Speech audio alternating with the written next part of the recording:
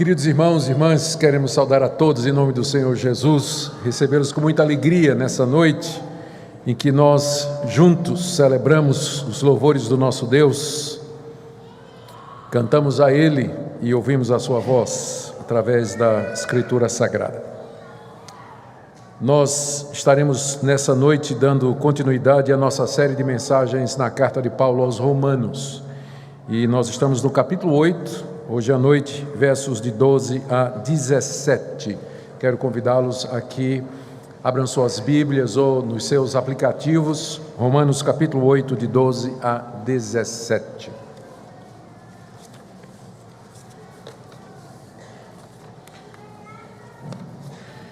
Também a nossa saudação para aqueles que nos acompanham pela internet, são muitos, e no Brasil e no exterior também, que participem com alegria do culto que nós prestamos ao nosso Deus. Ouçamos Romanos 8, de 12 a 17. Assim, pois, irmãos, somos devedores não à carne, como se constrangidos a viver segundo a carne. Porque se viverdes segundo a carne, caminhais para a morte, mas se pelo Espírito mortificardes os feitos do corpo, certamente vivereis. Pois todos os que são guiados pelo Espírito de Deus são filhos de Deus. Porque não recebestes o espírito de escravidão para viverdes outra vez atemorizados, mas recebestes o espírito de adoção, baseados no qual clamamos, Abba, Pai. O próprio Espírito testifica com o nosso espírito que somos filhos de Deus. Ora, se somos filhos, somos também herdeiros, herdeiros de Deus e co-herdeiros com Cristo. Se com Ele sofremos, também com Ele seremos glorificados. Vamos orar pedindo a iluminação do Espírito Santo na compreensão da palavra de Deus nesse instante. Senhor, nós estamos diante da Tua palavra inspirada, autoritativa, infalível, e nós pedimos que o Senhor nos dê compreensão da mesma. Toma-nos pela mão e nos faze caminhar por ela. Leva-nos ao sentido pretendido pelo Teu servo, o apóstolo Paulo, que é aquele mesmo sentido que o Senhor pretendeu. E dê que, uma vez entendido, Senhor, ele seja aplicado à nossa vida, transformando a nossa conduta, as nossas decisões.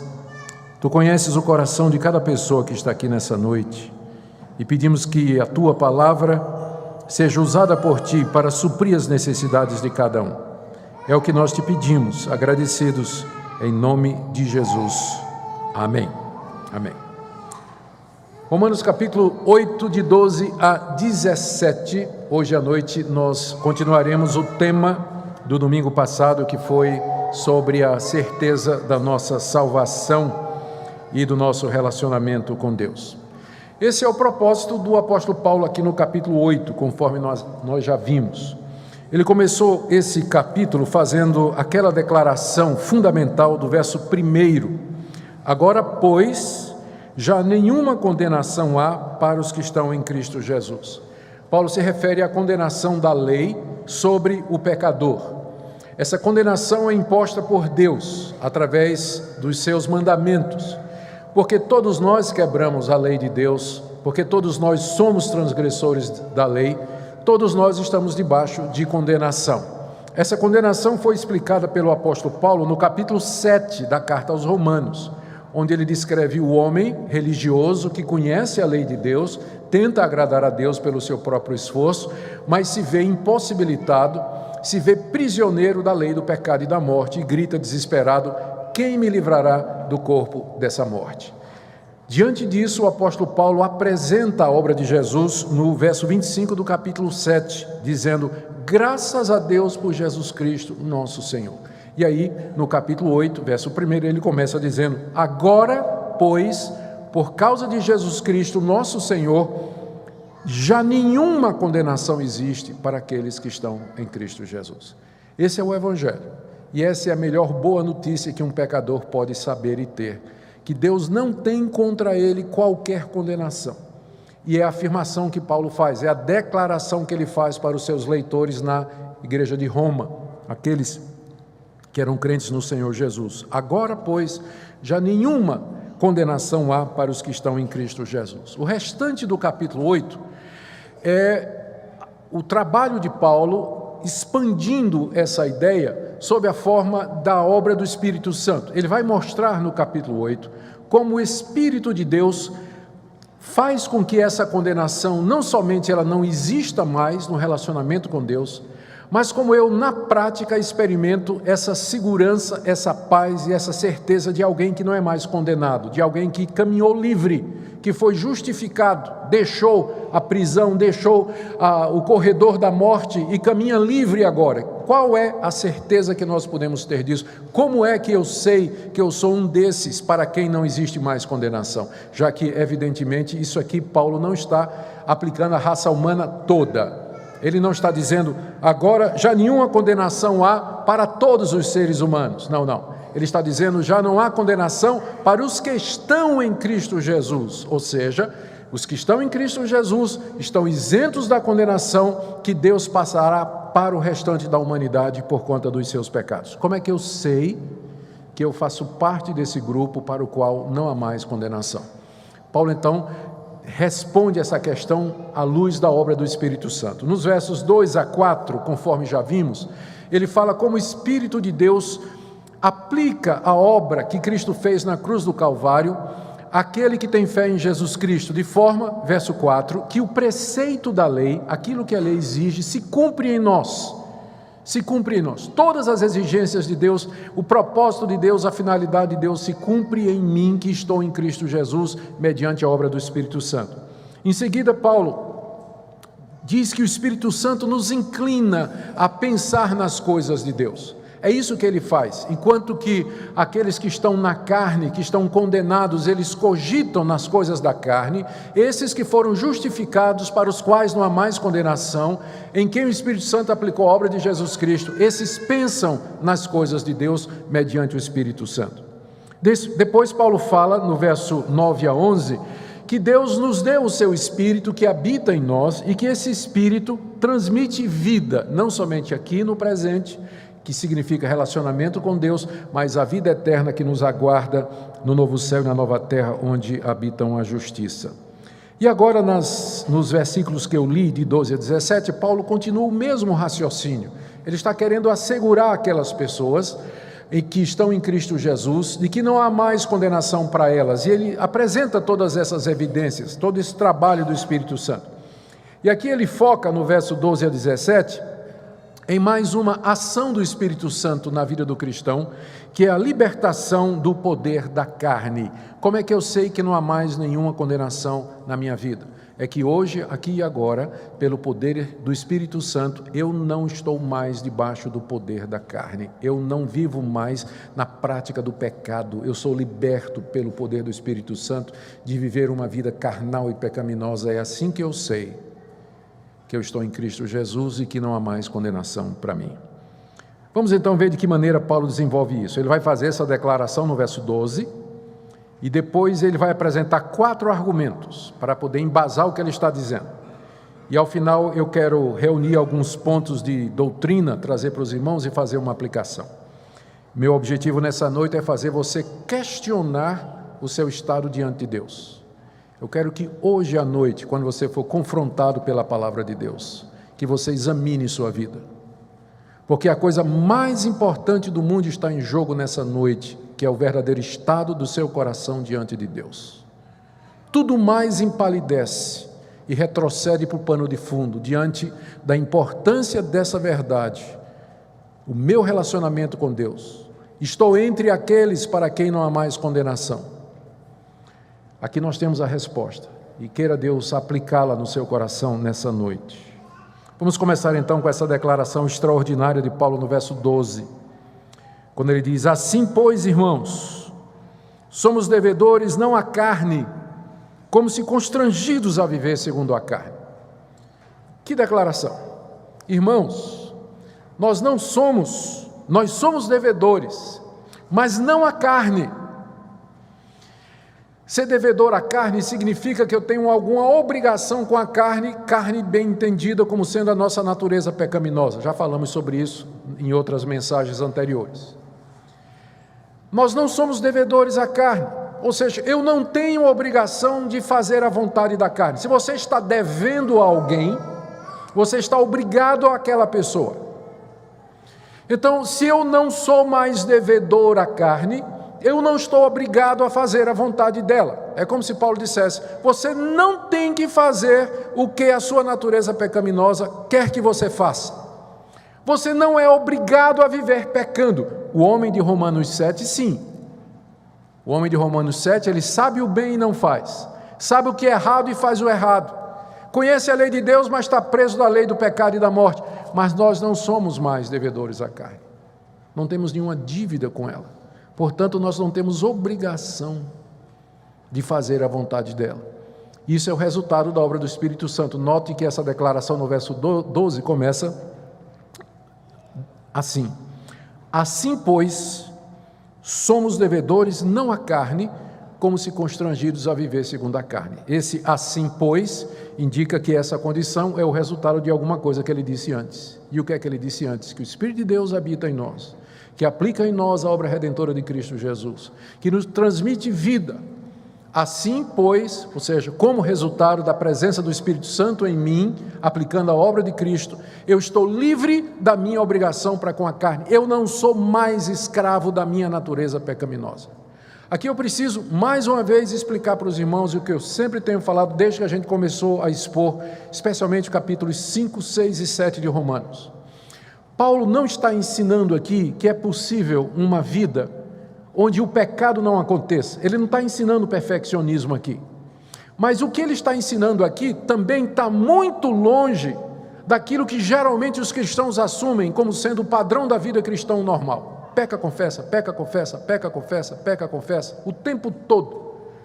Eu não quero fazer crítica a ninguém, mas vocês já pensaram naquele tipo de oração? Você pede um irmão para orar e ele se levanta para orar e diz: ó Deus, me perdoa porque eu peco por pensamento, palavras e obras, fico pecando a cada instante. Espera aí, meu irmão, como assim que você está pecando a todo momento por pensamento, palavra e obra e atitude e gesto? Essa não é a vida cristã que é apresentada no Novo Testamento.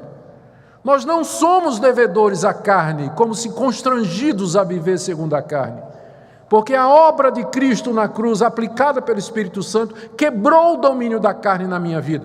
Eu sei que eu nunca serei perfeito aqui nesse mundo, mas isso não significa que a vida normal do cristão é uma vida onde diariamente ele está escravizado ao pecado, a hábitos pecaminosos, maneira de viver contrárias à palavra de Deus. Isso está longe do cristianismo bíblico. Nós não podemos estabelecer o cristianismo padrão à luz da nossa experiência, mas à luz do que a Bíblia diz. Nós temos que conformar a nossa experiência ao que a Bíblia diz e não o contrário, baixar o padrão bíblico só porque eu sou indulgente comigo mesmo, sou negligente, aqui e acolá admito certas coisas, aí eu acho que o padrão cristão normal é esse. Não é não. O padrão cristão é esse aqui: você não é devedor à carne, como se você fosse constrangido a viver segundo a carne. Nós somos devedores a Deus na pessoa do seu Filho Jesus Cristo. Eu sou constrangido a obedecer a Ele, a servir a Ele de todo o coração. Que declaração extraordinária! Dentro do ponto central do capítulo 8, que é que não há mais condenação para os que estão em Cristo Jesus. Por que não há mais condenação? Porque eu não sou mais devedor à carne, por isso não estou debaixo da condenação dela. Mas como é que eu sei, então, que eu sou um desses? Como é que eu sei que não há mais condenação para mim e que eu não sou mais devedor da carne? Paulo aqui apresenta 4 evidências ou razões, depende da maneira como a gente olha. Nem sempre é fácil categorizar o apóstolo Paulo.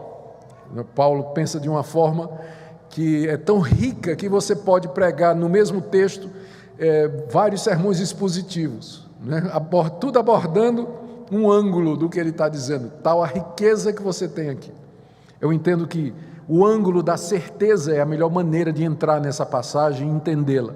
Eu já disse aos irmãos que eu gostaria de ser como alguns pregadores antigos, na época dos puritanos, que tinham um martelinho de ouro.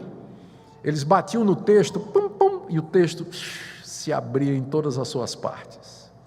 Eu gostaria de ter um martelinho, especialmente para Romanos, porque passagens como essa aqui, você primeiro tem que entender, reduzi-la ao mínimo, qual o ponto central aqui.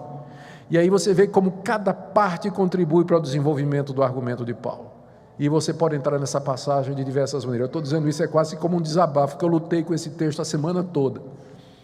Cada comentário aborda de um ponto de vista diferente, porque é rico demais, Mas se a gente for seguir as dicas que Paulo dá, eu creio que nós estamos no caminho certo, porque no verso 12, ele fez uma declaração que é o resultado do que ele falou antes. Assim, pois, e a partir daí ele começa dizendo por quê. Veja verso 13, por quê? Verso 14, pois. Verso 15, por quê? O que é que ele está fazendo? Está explicando a declaração do verso 12. Então é por aqui que a gente vai entrar. Por que é que eu não sou mais devedor à carne para viver segundo a carne? Por que é que eu sou devedor a Deus? Por que é que eu sou livre do poder da carne e agora livre para servir a Deus? Primeiro, verso 13, porque se viverdes segundo a carne, caminhais para a morte. Mas se pelo Espírito mortificardes os feitos do corpo, certamente vivereis. Essa é a primeira razão. Se você viver segundo a carne, ou seja, se a sua vida aqui nesse mundo, ela for guiada por esse princípio que Paulo chama de carne, que se refere à nossa natureza pecaminosa, e que influencia e controla as minhas decisões, minhas vontades, reações, gostos, desejos, a minha consciência, se eu viver segundo a carne, como uma pessoa não regenerada, debaixo da condenação de Deus, eu estou caminhando para a morte.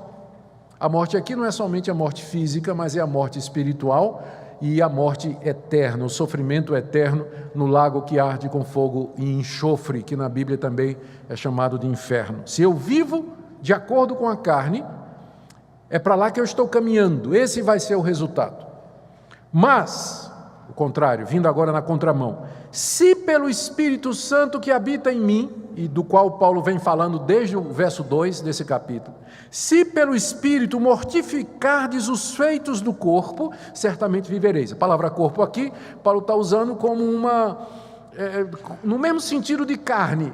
Não é que o pecado está no corpo, mas às vezes a palavra corpo é usada na teologia paulina para descrever o homem no seu estado pecaminoso, de fragilidade, no seu estado de queda. Então carne e corpo aqui são a mesma coisa. O que ele está dizendo é, se você pelo Espírito Santo mortificar os feitos, os atos, as atitudes que a carne, que o pecado que está em você deseja fazer, então na verdade você está caminhando para a vida e você não é devedor à carne e portanto você é um daqueles para quem não há mais condenação. Então como é que eu sei, como é que eu tenho certeza que eu sou de Deus? Porque pelo Espírito Santo eu mortifico os desejos pecaminosos do meu coração. O que é que isso significa no dia a dia? O fato que eu disse que nós não temos que pecar todo dia é diferente da tentação. Eu sei que essas pessoas que oram assim, Deus, eu peco pensamento, palavra e obra, provavelmente ela está fazendo uma confusão entre tentação e pecado. Tentação é o tempo todo, o meu coração e o seu é um vulcão em ebulição. Ele traz paixões, desejos, vontades e emoções que são contrários e que são atiçados a cada momento pelo que você vê, pelo que você ouve, naquilo que você toca, com quem você conversa, aquilo que você cheira. E o seu coração se movimenta, não é como um mar revolto que lança de si lama e sujeira. Mas uma coisa é você sentir a força da tentação no seu coração e outra é você obedecer. Martinho Lutero tem uma explicação muito simples para isso. Ele diz, eu não posso evitar que um passarinho pouse na minha cabeça, mas eu posso evitar que ele faça um ninho. Então você, diariamente, a todo momento, a todo instante, pensamentos, paixões, desejos inundam o nosso coração, vindo, como eu já disse, dos nossos sentidos, dos ataques de Satanás, do mundo. Mas uma coisa é você se sentir tentado, outra é você dizer sim para aquela tentação.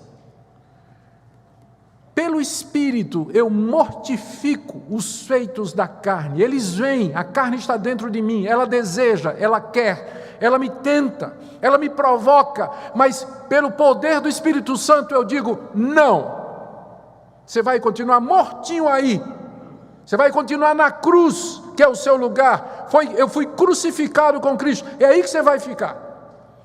É isso que significa mortificar as paixões do corpo. Se você faz isso, se você tem essa experiência, se você conhece o poder do Evangelho para dominar as suas paixões, então você está diante de uma das provas de que você é filho de Deus e que não há mais nenhuma condenação para você, porque você não está mais obrigado a fazer o que a carne manda.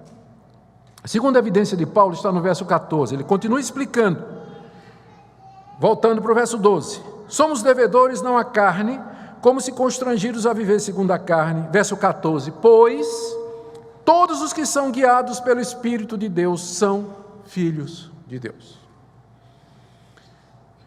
Eu não sou devedor a viver segundo a carne, porque eu, como filho de Deus, sou guiado pelo Espírito dele. Eu não sou guiado pela carne, mas eu sou guiado pelo Espírito de Deus, porque eu sou filho de Deus e não mais filho da condenação, não mais filho da ira, não mais filho da desobediência, mas agora filho de Deus. É a primeira vez na carta aos Romanos que Paulo usa o termo filho de Deus. É a primeira vez que ele chama os crentes de filho de Deus, é aqui. E a partir daqui esse conceito vai se repetir, ele vai usar bastante esse conceito aqui, de que nós somos filhos de Deus. Mas essa é a primeira vez em que ele fala disso. E a nossa filiação a Deus é extremamente importante nesse momento, para o desenvolvimento do argumento do apóstolo Paulo. Por quê? Porque se eu sou filho de Deus, eu não posso viver na prática do pecado, eu não posso viver de acordo com aquilo que desagrada o meu Pai. Por isso que Ele me deu do seu Espírito, para me guiar na sua vontade. Veja que guiar aqui, todos os que são guiados pelo Espírito Santo, equivale, no verso 13, a mortificar os feitos da carne. De que maneira o Espírito Santo me guia? Eu sei que muita gente lê essa passagem e pensa assim: todos que são guiados pelo Espírito de Deus são filhos de Deus. Então, Deus vai me guiar no marido, né, que eu estou precisando. Deus vai me guiar para escolher um emprego. Ele vai me guiar na decisão sobre a faculdade que eu vou fazer. Ele vai me guiar no apartamento que eu vou comprar, vai me guiar no trabalho. Eu não nego que Deus, pelo seu Espírito e pela providência, nos guie em todas estas coisas. Mas esse versículo não está falando disso. Ele está falando da direção e orientação do Espírito Santo como fator controlador da minha vida, na luta contra a carne, me levando a ter vitória sobre os desejos da carne. E é aí que eu sei que eu sou filho de Deus, porque o Espírito dele, que ele me deu, me guia no caminho da santidade e da verdade, me dá força para que eu possa dizer não para a carne.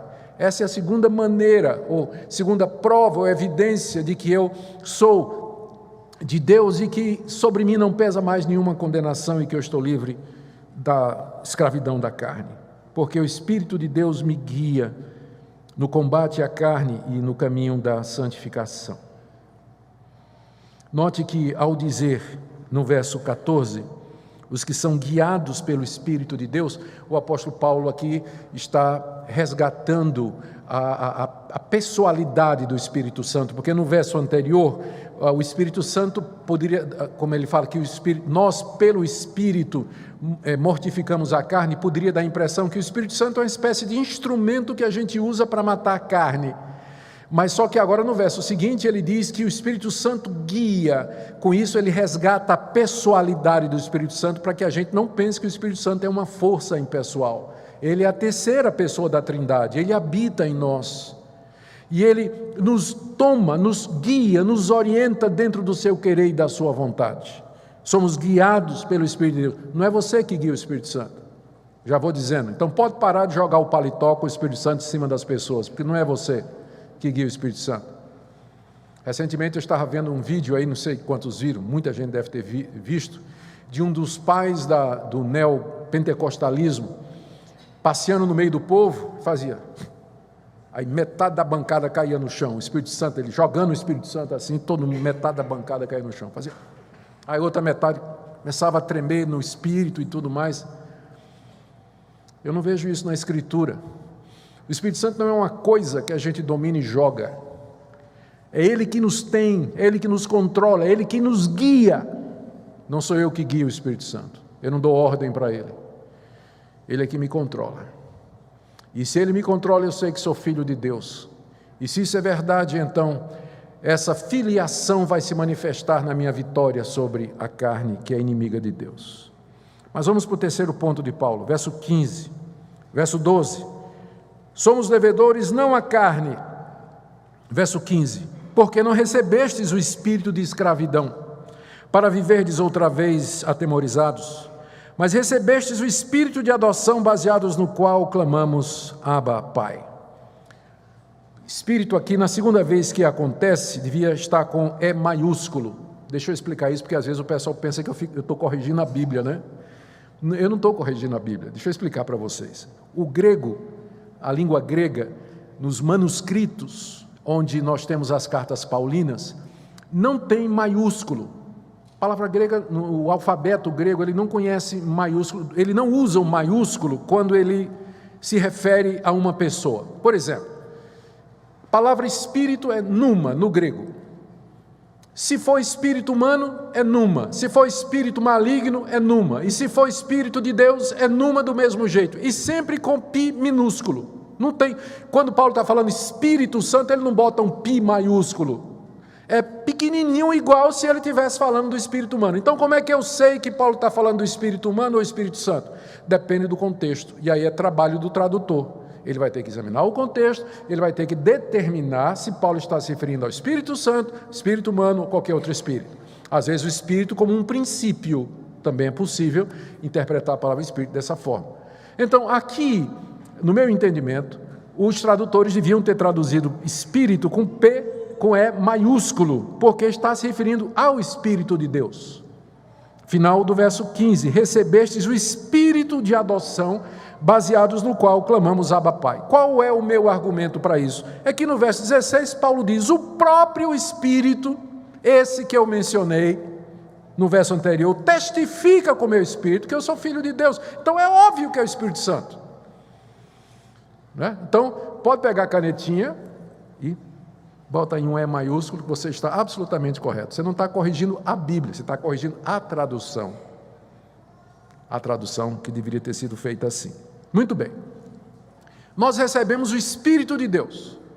E nós já vimos que isso nos é dado no momento da nossa conversão. Eu sei que há irmãos que acreditam que o Espírito Santo é uma dádiva que vem numa segunda instância. A primeira pessoa se converte e numa segunda instância ela recebe o Espírito Santo. Mas é mais bíblico entender que o Espírito Santo é dado na regeneração. E o que acontece depois são experiências de plenitude, de ser cheio do Espírito Santo, de ser levado, carregado por esse Espírito em experiências profundas e que mudam a vida e transformam a vida. Não tenho dificuldade com isso, mas apenas tenho dificuldade com a ideia de que alguém pode ser de Cristo sem ter o Espírito Santo. Essa ideia não é bíblica. Todos os que são de Cristo Jesus, eles têm o Espírito Santo, como o apóstolo Paulo disse no verso 9, se alguém não tem o Espírito de Cristo, esse tal não é dele. Quando é que eu recebi o Espírito de Cristo? Quando eu me arrependi dos meus pecados, quando eu criei em Cristo Jesus como meu Salvador, Deus então me deu o seu Espírito. E esse Espírito Santo que habita em mim, ele não somente me guia, verso 14, e ele não somente me dá forças para mortificar a carne, verso 13, mas ele me faz dirigir a Deus como meu Pai.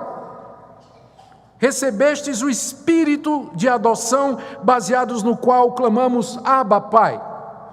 A adoção era uma ferramenta jurídica bastante conhecida do mundo romano.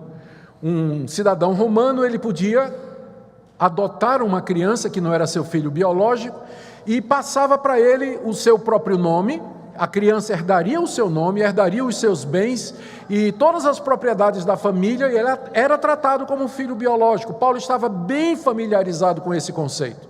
Apesar de que no Antigo Testamento a ideia de Deus como Pai de Israel também já está presente. Mas Paulo aqui desenvolve usando essa figura jurídica que era conhecida no mundo de então. E ele diz que Deus nos deu o Espírito de adoção, ou seja, o Espírito Santo me lembra, ele instrumentaliza aquilo que Deus já fez, que foi me receber como seu filho. E o Espírito que ele me deu me lembra disso, é a prova, é o penhor, é a segurança, é o selo de que eu sou de Deus, que eu sou filho adotado, querido e amado de Deus. E é por isso que eu posso me dirigir a Deus e chamá-lo de Pai. Note que aqui ele não fala nem chamar, ele diz clamar, não é? Pelo qual nós clamamos, é mais do que falar. É você gritar, você suplicar, se dirigir a Deus com voz súplice, como uma criança se dirige ao seu pai, pedindo aquilo que ela necessita, ou explicando sua situação, ou ainda expressando o seu amor e seu carinho pelo seu pai. Esse é o espírito que nós recebemos, e ele se traduz na prática, ele se mostra na prática, por todas aquelas vezes que durante o dia você eleva seu coração diante de Deus e você sabe que seu pai está lhe ouvindo. Você está entendendo o que eu estou falando? Isso que eu estou dizendo aqui encontra eco no seu coração. Quando eu falei que o Espírito Santo nos dá força para mortificar o pecado, você se comparou e disse: epa, eu sei o que é isso.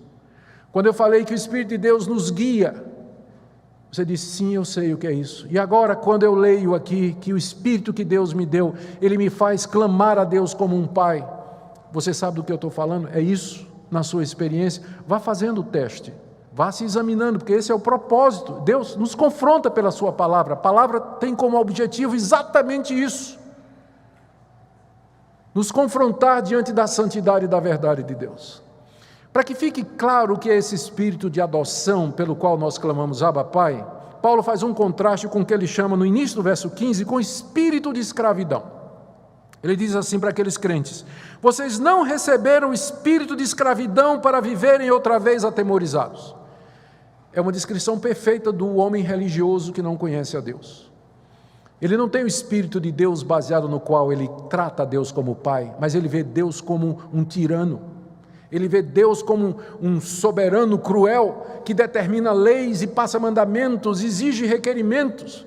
E ele se sente escravo desse Deus e, portanto, ele tem medo de Deus. O relacionamento dele com Deus não é marcado pela intimidade de um filho com o pai, mas a relação de um escravo para um patrão. Vocês não receberam esse espírito de escravidão para viverem com medo, como era antes. Vocês receberam o Espírito Santo de Deus, Espírito de adoção, que faz com que vocês se dirijam a Deus como Pai. Está aqui a diferença entre o cristão e o religioso. Essa é a diferença. Como é que você vê Deus? Como é que é o seu relacionamento com Deus? Como se Ele fosse um tirano, do qual você se sente um escravo, de quem você sente medo, de quem você está inseguro quanto ao relacionamento? Vamos para o quarto ponto que o apóstolo Paulo apresenta aqui, como evidência de que nós somos filhos de Deus. Está no verso 16 e 17. O próprio Espírito, esse da adoção, do verso 15, o próprio Espírito testifica com o nosso espírito que somos filhos de Deus. Ora, se somos filhos, somos também herdeiros, herdeiros de Deus e co-herdeiros com Cristo. Se com Ele sofremos, também com Ele seremos glorificados. O que nós temos aqui, em quarto lugar, é o apóstolo Paulo apresentando o testemunho interno do Espírito Santo como evidência de que já não há mais nenhuma condenação para mim e que eu não estou mais obrigado a viver segundo a carne. Do que é que Paulo fala aqui?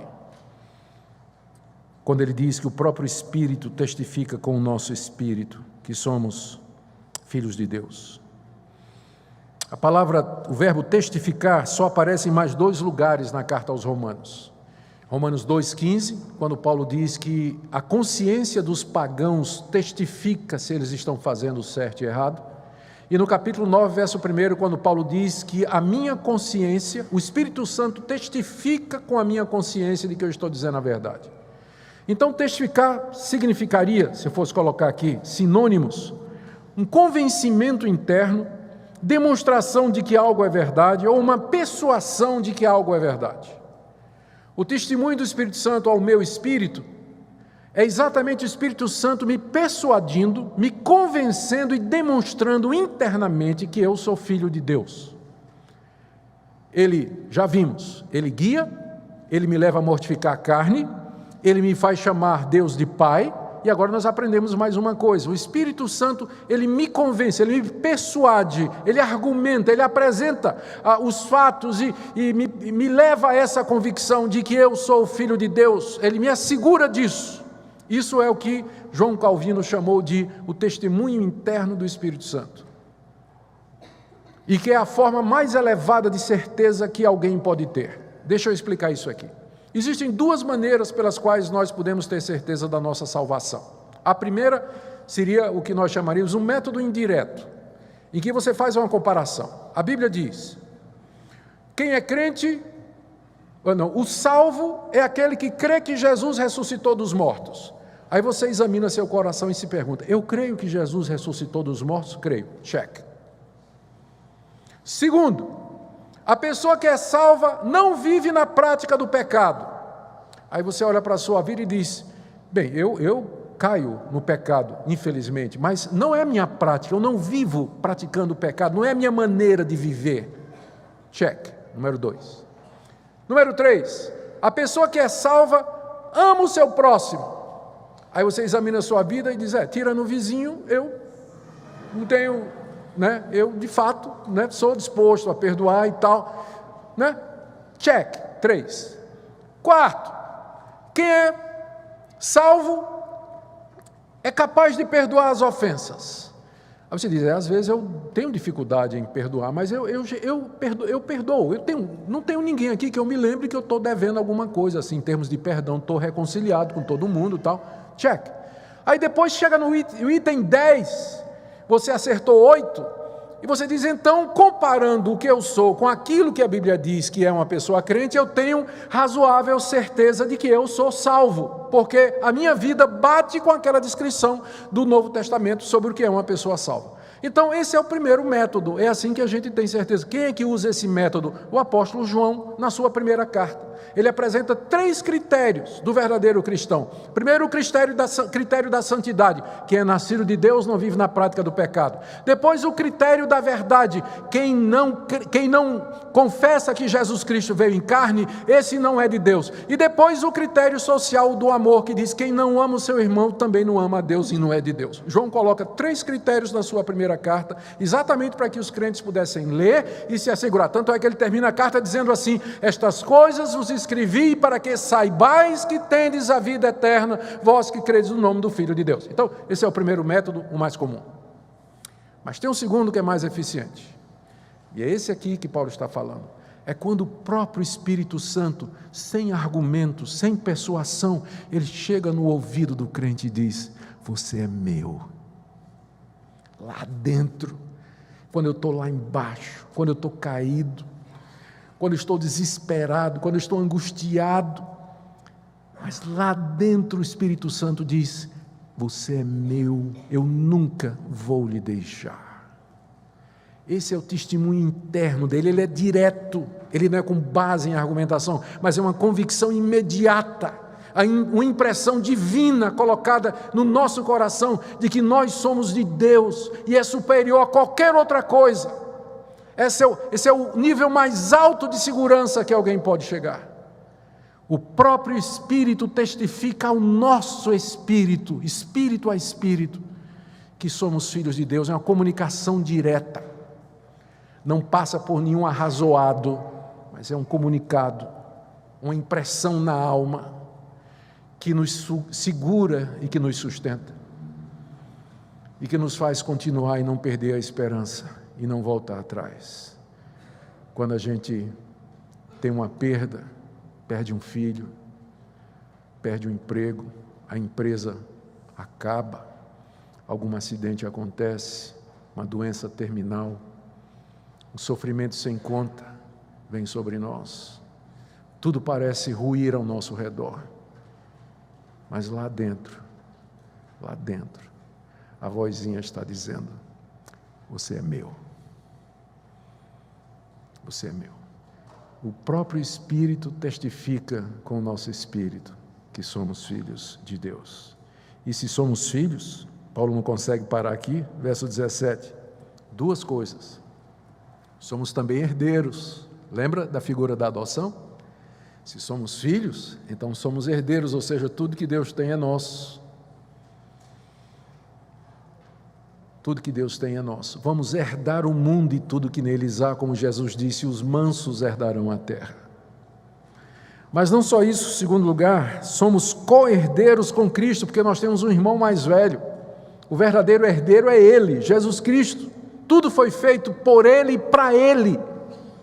E nós vamos herdar com Cristo o novo céu e a nova terra, onde habita a justiça, o novo universo, o novo mundo que se aproxima e que já começou a ser criado com a nova humanidade, que são aqueles que estão em Cristo Jesus. Seremos herdeiros disso, de todo esse plano maravilhoso, fabuloso que Deus concebeu na eternidade. Como é que eu sei disso? Final do verso 17. Já que com ele sofremos, o se aqui equivale ao já. Nós já vimos isso em sermões anteriores. Já que com ele sofremos aqui nesse mundo, sofrer com Cristo significa padecer os sofrimentos da luta contra o pecado, a iniquidade, a incredulidade e as forças do mal. Seguir a Cristo significa sofrer com Cristo, porque todos os que quiserem viver piamente em Cristo Jesus sofrerão perseguição.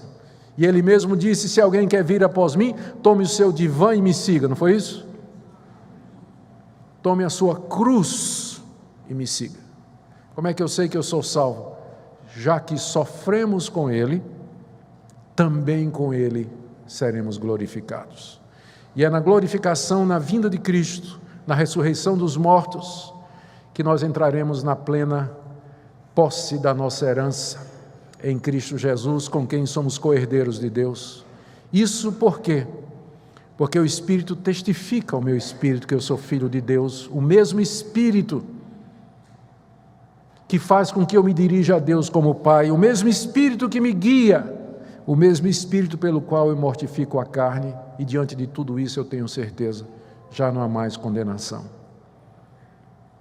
Porque Deus me deu o seu Espírito e todas estas coisas me convencem disso. Eu quero terminar com alguns pontos que eu creio que são importantes de lembrar aqui e que já foram mencionados, apenas para fechar. Fica claro, em primeiro lugar da passagem, que Deus não somente justifica pecadores e os perdoa e os recebe como seus filhos, mas fica claro também que Ele quer que esses pecadores justificados e perdoados tenham plena certeza disso. E esse é o melhor estado em que nós poderíamos nos encontrar, o estado de graça, de certeza e de convicção.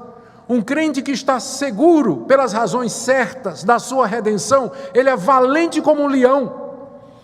Ainda que se levante um exército contra ele, ele não teme. O que é que os homens podem fazer comigo? Se Deus é por mim, quem será contra mim? Os homens podem matar o meu corpo, mas não podem matar a minha alma.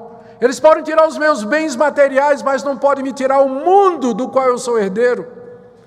Então, o crente que tem segurança da sua salvação, ele é destemido, ele é bravo, ele é valente, ele é resiliente, ele persevera no meio das dificuldades, ele é uma fonte de alegria, de gozo, de felicidade. É bom estar com crentes assim, que eles são um motivo de ânimo para nós, encorajam o nosso espírito. Por isso eu digo a você, esse é o estado que você deveria buscar. Você tem que buscar essa certeza. Se você já é crente em Cristo Jesus, você tem que buscar essa certeza, se apoderar dela. E você me pergunta, mas é possível alguém ser crente e não ter certeza?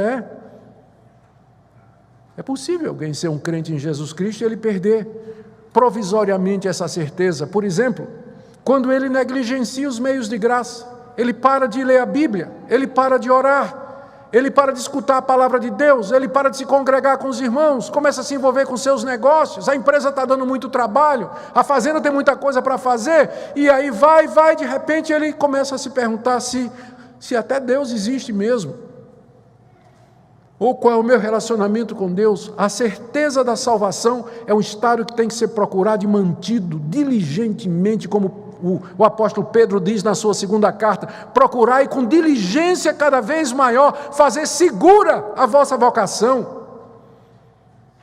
Então é um dever nosso desenvolver essa certeza, procurá-la, cuidar dela, mantê-la, porque é dela que fluem todas as demais bênçãos, paz, alegria, tranquilidade, resiliência, perseverança, tudo vem disso. Eu tinha dito que é possível alguém estar justificado e não ter certeza. Primeiro, quando ele negligencia os meios de graça. Acontece isso. Segundo, quando ele cai em algum pecado, em especial, que fere a consciência e entristece o Espírito Santo. É possível isso acontecer. Todos os pecados ferem a consciência do crente e entristecem o Espírito Santo, mas alguns ferem de maneira mais profunda, entristece o Espírito Santo, de maneira que o crente, depois que ele cai, ele pode passar um tempo, às vezes um longo tempo, Cito para vocês o exemplo de John Bunyan, o famoso autor do Peregrino, o livro mais lido no mundo depois da Bíblia. John Bunyan era um pastor batista. Antes dele se converter, ele passou a vida preso por pregar o evangelho. O pessoal soltava, ele ia para a praça pregar, prendia, trazia ele de volta, soltava, ele ia para a praça pregar de novo, prendia ele de novo. Fazia cordão de sapato na prisão para sustentar a filhinha cega. Foi ele que escreveu o livro O Peregrino. Se você não leu, deve ler. Leitura obrigatória depois da Bíblia. Valendo certeza de salvação, ok? John Bunyan. O começo da vida dele, como cristão, se converteu na igreja da Inglaterra, participando lá da vida da igreja, e um dia veio uma tentação na cabeça dele, blasfema do nome de Deus, blasfema do nome de Deus, a paixão, né? Aquela tentação, não, aí veio, blasfema, fala mal do nome de Deus, aí finalmente ele blasfemou, e na hora que ele blasfemou, veio a voz: não há perdão para esse pecado. Você blasfemou contra o Espírito Santo. Durante 2 anos, John Bunyan se arrastou nos porões da incerteza e da insegurança, da angústia e da agonia espiritual em trevas, achando que não tinha mais perdão para ele.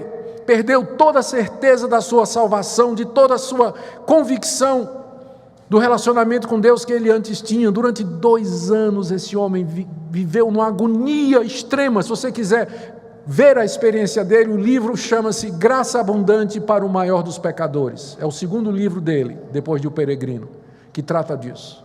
Onde ele narra essa experiência em que, quando ele falou, ele blasfemou, entristeceu o Espírito Santo, ele perdeu a certeza durante 2 anos em agonia profunda. Até que finalmente a luz da graça de Deus brilhou outra vez, e ele se viu redimido e perdoado, e voltou a esse estado de alegria e de salvação. Um crente, e era crente o tempo todo, não blasfemou contra o Espírito Santo coisa nenhuma, mas ele falou alguma coisa que não devia, ele falou alguma coisa que não devia. Isso pode acontecer. Tem crentes que não têm certeza da sua salvação, porque a consciência está carregada de pecado não tratado, pecado que não foi resolvido. Você não pode ter as duas coisas: deleite no pecado e certeza da salvação. Senão você vai ser igual aquele, eu contei isso domingo passado, mas vou contar de novo, igual aquele Billy Graham. Estava no avião, chegou um passageiro completamente bêbado, sentou ao lado dele, olhou para ele e disse: senhor doutor Billy Graham? Eu não sei imitar bêbado, desculpe. Aí o Billy Graham disse: sou eu mesmo. Ele disse: eu me converti, o senhor que me converteu. Aí Billy Graham disse: foi mesmo, porque se fosse o Espírito Santo, o senhor não estava assim. Exatamente. Ou você tem o gosto pelo pecado, ou você tem a certeza da salvação, mas você não pode ter as duas coisas. Você não pode ter as duas coisas. E em terceiro lugar, às vezes acontece que Deus tira a luz do seu rosto. Quer um exemplo? Jó, homem temente a Deus, andava nos caminhos de Deus, se preocupava consigo, se preocupava com a sua família. Todo dia buscava a presença do Todo-Poderoso, em seu favor e em favor dos seus. Um dia, Deus tirou, através da ação satânica, tirou todos os confortos de Jó. E Jó entrou num momento de crise. Jó começou a se questionar: Deus, por que o Senhor está fazendo isso comigo? Por que eu caí no teu desfavor? Não cometi nada que te ofendesse. A gente não tem ideia de quanto tempo. Alguns estudiosos dizem que não foi menos de 1 ano que Jó passou naquele sofrimento descrito no livro que leva o seu nome, em que Jó amaldiçoou o dia que nasceu, não via mais razão nenhuma de viver. Contudo, em todo esse tempo, Jó não perdeu a luz da esperança. O Espírito Santo lá no coração dele dizendo: calma, né? E Jó lutando, aquela angústia, ele perguntando a Deus por que Deus o tratava como os ímpios. Ele não tinha mais certeza do favor e do amor de Deus contra si. Mas depois de 1 ano, se os nossos cálculos estão corretos, tudo volta a Jó, e o seu estado segundo se tornou melhor do que o primeiro. A luz do rosto de Deus volta a brilhar sobre ele, a alegria enche o seu coração outra vez. Eu te conhecia só de ver, de ouvir, mas agora os meus olhos te veem. plena certeza agora. Mas durante um tempo Deus tirou a luz do seu rosto de Jó e o deixou andar em trevas. Deus faz isso para testar o nosso coração. Às vezes acontece isso, sua vida está bem, você está lendo a Bíblia, está tudo indo bem, e um dia você acorda, o avião entrou na nuvem. Você lê a Bíblia, não sente nada. Você ora, parece que não passa do teto. Você suplica, nem a voz do arcanjo trazendo a resposta você ouve, nem um farfalhar de asa de anjo trazendo resposta, nada, não vem nada. Céu fechado, tudo parece dar errado, as emoções lá embaixo, e você começa a se perguntar: será que eu sou crente mesmo? Será que Deus me ama? Será que eu estou perdoado? Eu não sei se é esse seu estado nessa noite, mas eu quero dizer a cada um de nós aqui nessa noite, a você particularmente, que está lutando com dúvida, com incerteza, com questionamentos do seu relacionamento com Deus. Só tem um lugar onde você pode olhar para você ter essa certeza, e não é o seu coração. Porque se você for buscar a certeza da salvação dentro do seu coração, você só vai encontrar dúvida, trevas e a carne. Mas você tem que olhar para a cruz do Calvário, para Jesus Cristo. É para Ele que você tem que olhar. E você tem que olhar para a sua cabeça pendida, a coroa de espinhos, as mãos furadas, o sangue escorrendo pelos seus pecados. É ali que você vai encontrar a certeza da sua salvação, não em você, qualquer outra coisa que você faça. E à medida que você contempla o Salvador morto pelos seus pecados, o Espírito Santo vai dizer: Ele morreu por você, você é dele, seus pecados foram lançados sobre ele, se regozije e louve a Deus por tão grande salvação. Que nessa noite Deus nos conceda a graça de fazer com que saiamos daqui, nos regozijando em tão grande redenção, sabendo que Ele nos amou incondicionalmente e nos deu o seu Filho, e nos deu, além disso, o seu Espírito como prova, como garantia, que nos guia, que nos leva a orar a Ele, que testifica ao nosso próprio espírito que nós somos filhos dele. Não rejeite esse testemunho, não entristeça o Espírito Santo com seus pecados, mas viva uma vida santa e reta diante de Deus e desfrute da alegria da salvação, do gozo de ser de Deus, que supera toda dor e todo sofrimento aqui e que permanecerá eternidade afora. Oremos.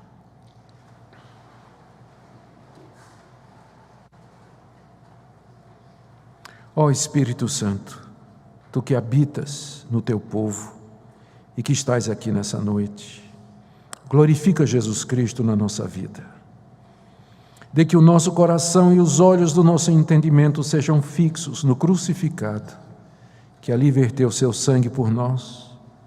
Ó Espírito, guia-nos no caminho da cruz, na mortificação da carne, faz-nos clamar pelo nosso Deus como nosso Pai, e testifica o coração dos teus nessa noite, testifica que são filhos de Deus. É o que eu te peço por amor de Jesus. Amém.